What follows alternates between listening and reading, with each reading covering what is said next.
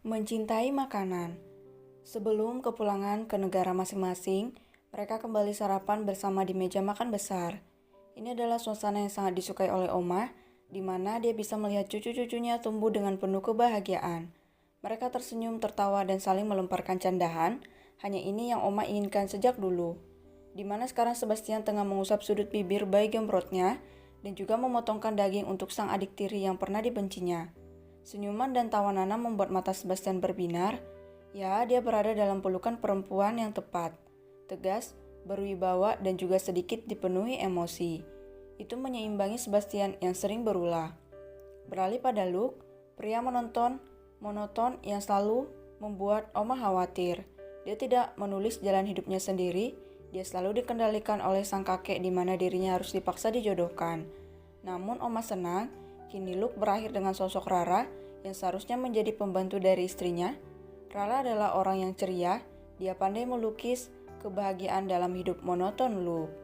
Dan David, bule tengik Oma yang selalu bermain dengan banyak wanita di setiap malamnya.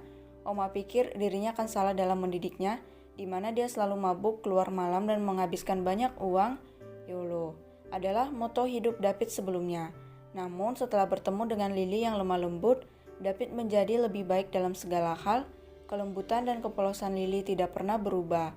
Hatinya seputih salju yang mampu membawa David kembali ke jalan yang benar.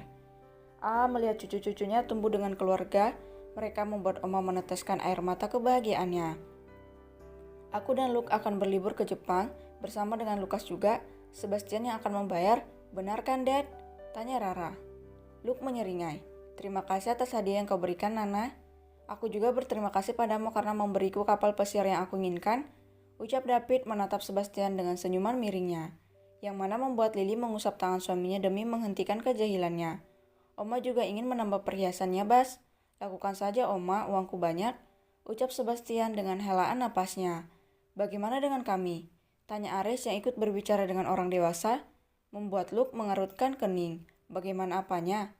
Kami ingin hadiah, ucap Ares yang mana membuat anak lain langsung mengangguk setuju. Riuh ricuh pun terjadi. Thea mau boneka Barbie yang besar, Uncle. Joy mau Uncle Mike, Daddy. Heh, kenapa bocah ini mau manusia? Tanya Sebastian melihat kelakuan anaknya. Lukas mau buku, Mike mau seragam baru, dan Ares mau centini, ucapnya yang sontak membuat semua orang menatap heran ke arahnya. Cantika, kau kenapa ingin Cantika, nak? Tanya Lily lembut. Tentu saja dia menyukainya, sayang. Ngaku kau, ucap David dengan tatapan tajam. Tidak, elak anak itu. Ares hanya ingin dia melihat bagaimana Ares tampan sekarang, bukan menyukainya. Setelah sarapan berakhir, semua orang bersiap untuk pulang. Mereka melambaikan tangan satu sama lain saat mobil mereka berpisah di pertigaan. Nana pergi menuju landasannya sendiri, tidak seperti Rara maupun Lily yang harus menggunakan bandara umum meskipun memiliki pesawat sendiri. Mengingat Sebastian adalah orang yang sedikit lebih kaya dibandingkan kedua adiknya, dia memiliki bandara sendiri miliknya, membuat sumber penghasilannya lebih bertambah. Dengan Sebastian sendiri yang menyetir, Joy dan Michael berada di belakang sedang makan cemilan. Ralat, hanya Joy yang memakan cemilan, sementara Michael lebih banyak mengingat hafalan untuk kembali ke asrama. Aheng? Jangan panggil Uncle Mike Aheng, Daddy, teriak Joy yang belepotan memakan snack. Membuat Sebastian menghela napasnya dalam. Iya, Mike, ucapnya mencoba bersabar untuk sang putri. Kau akan kembali ke asrama? Ya, Daddy Arnold bilang harus kembali. Kau ingin menjadi apa memangnya? Pemain band dan pembalap motor? Wah, Uncle keren, ucap Joy yang mendengar itu. Dia memberikan satu keripik kentang, ini untuk Uncle. Terima kasih Joy, kau sangat lucu, ucap Michael mengusap puncak kepala Joy, yang mana membuat anak itu tersenyum malu-malu. Membuat Sebastian yang melihat lewat kaca spion dalam itu hanya menggeleng-gelengkan kepalanya heran. Lihatlah dia, sudah gembrot, makannya banyak sekali. Nanti jika sudah mabuk baru tahu rasa. Gumamnya yang didengar oleh sang istri yang sedang memainkan ponsel. Begitu Nana menyimpan ponselnya, Sebastian menahan ludahnya kasar. Bukan begitu maksudku, sayang. Dia menggemaskan, gembul begitu. Nana menoleh ke belakang, melihat banyak remahan makanan di bangku belakang. Joy, jangan makan terus.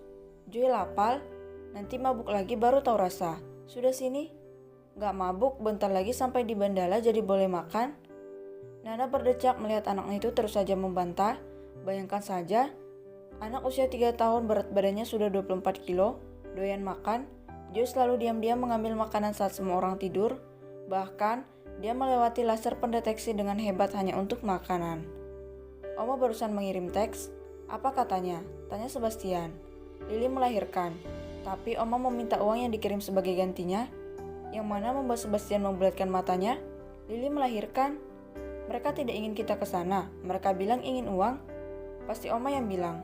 Nana mengangguk. Akan aku berikan jet terbaik untuk mereka, ucap Sebastian. Untuk siapa? Tanya Joy. Untuk anaknya Aunty Lily, kita harus memberikan yang terbaik untuk mereka sebagai hadiah, Joy, jawab Nana. Apa jika kita membeli hadiah nanti orang itu bahagia? Sebastian mengangguk.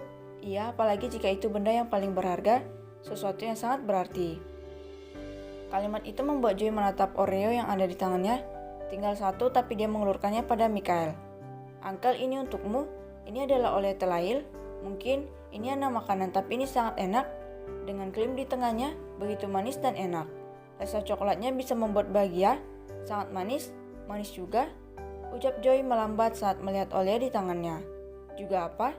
Tanya Mikael hendak menerima kue itu. Tapi Joy malah menarik tangannya kembali kemudian berkata, gak jadi deh, bagi 2 ya Oleanya, Uncle. Si Gemprot. Kembalinya Nana dan Sebastian ke rumah mereka di Amerika, tepatnya di perumahan milik mereka yang memiliki tetangga. Begitu sampai di sana, Sebastian dikejutkan dengan keberadaan Arnold yang sedang berbincang dengan beberapa orang di sana. Apakah itu Dad Arnold? Tanya Nana yang sedang memangku Joy. Bocah Gemprot itu terlelap karena kekenyangan. Yang dibalas anggukan oleh Sebastian. Sepertinya dia akan menjemput si Aheng. Dan benar saja begitu mobil berhenti, Arnold mendekat dan membuka pintu penumpang.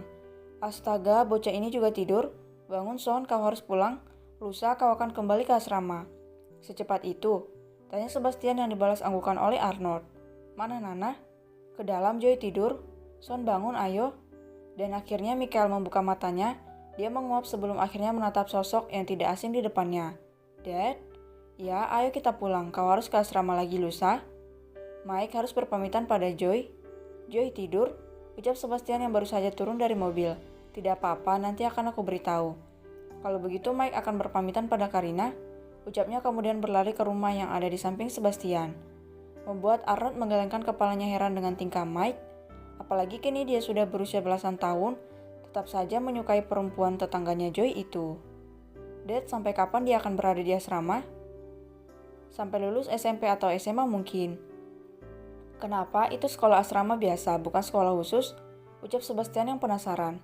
Sebenarnya Daddy menyekolahkannya ke asrama supaya dia tidak terlalu kehilangan jika kehilangan Daddy. Kau tahu dia tidak punya siapapun. Dia punya aku, ucap Sebastian tidak terima. Yang mana membuat Arnold tertawa tidak percaya. Pada akhirnya Sebastian mengakuinya. Arnold bergabung untuk duduk di kursi di halaman sambil menunggu Mikael. Bagaimana keadaan di sana? Baik, jawab Sebastian.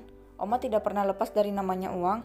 Aku senang dia sehat dengan itu, karena aku tidak bisa memberikan kesehatan. Baguslah, Daddy juga berpikiran untuk Mike akan menuruni usaha Daddy saat ini. Lapangan golf tidak ada harganya. Dia bilang ingin menjadi pembalap, biarkan dia melakukannya. Haruskah? Tanya Arnold yang dibalas anggukan oleh Sebastian. Begitu mendengar suara tangisan sang anak, Sebastian yang sedang minum teh untuk menghilangkan mual itu seketika berlari. Dia masuk ke kamar putrinya dan melihat Joy sedang menangis dan Nana yang menatapnya dengan tangan yang bersilang di dada. Bagaimana? Apa sudah lelah? Tanya Nana. Sayang, dia kenapa? Jangan begitu padanya, ucap Sebastian yang mana langsung menggendong Joy ke pangkuannya. Kenapa kau marah padanya? Aku sudah katakan kalau kita bisa menemui Mike besok. Dia menangisi Mike. Tanya Sebastian tidak percaya. Yang dibalas anggukan oleh Nana. Dia tidak mendapati Mike di sini jadi menangis.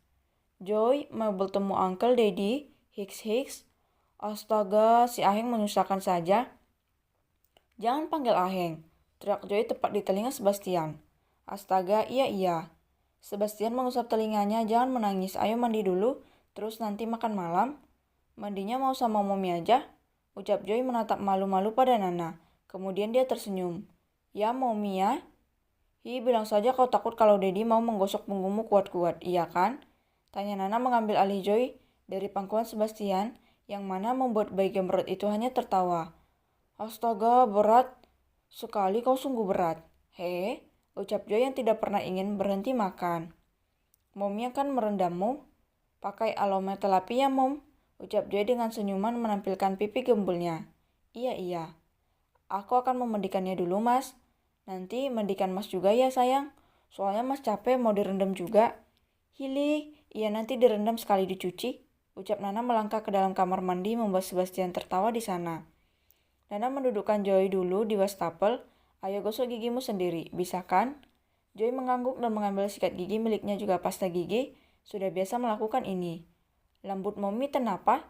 Tanya Joy. Oh, ini dipotong biar cantik, biar Daddy suka sama Mommy. Ucap Nana memberikan ciuman pada pipi sang anak. Tunggu ya, Bul. Mommy ambil dulu sabunnya. Iya, Joy yang sedang menggosok gigi sendiri itu menatap pantulan dirinya di cermin. Dia juga ingin memotong rambutnya supaya lebih cantik, supaya Uncle Mike-nya semakin suka padanya. Didasari hal tersebut, tangan Joy mengambil gunting yang ada di sisi wastafel kemudian mulai menggunting rambutnya itu. Cantik, ucapnya sambil terus menggunting. Dan akhirnya Joy sadar kalau dia malah terlihat semakin jelek. Wah, Mommy. Gembul, apa yang kau lakukan? Aduh, itu rambut kenapa aneh gitu? Tanya Nana panik saat memasuki kamar mandi.